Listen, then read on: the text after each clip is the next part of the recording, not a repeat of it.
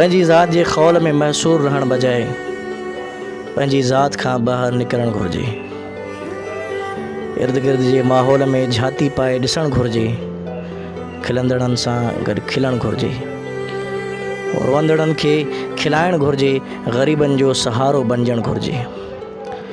ॾुतड़ियलनि खे सीने सां लाइणु घुरिजे, छो त जेसिताईं को माण्हू पंहिंजी ज़ात जी सलाह ऐं फलाह, बहबूद ऐं बहितरी में रुधल आहे, पंहिंजे ख़ुशियुनि जे हुसूल लाइ फ़िक्रमंद आहे ऐं पंहिंजे मुसरतुनि लाइ सरगरम आहे, त उहो सची ऐं हक़ीक़ी ख़ुशी माणे नथो सघे।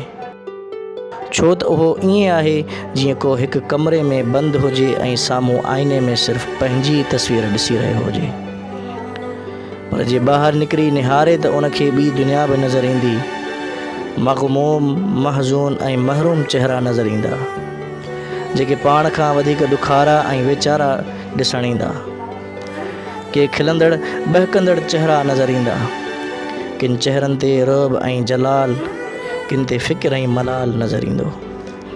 किन ते मुस्कुराहट, किन अखियुनि ते लुड़क नज़र ईंदा।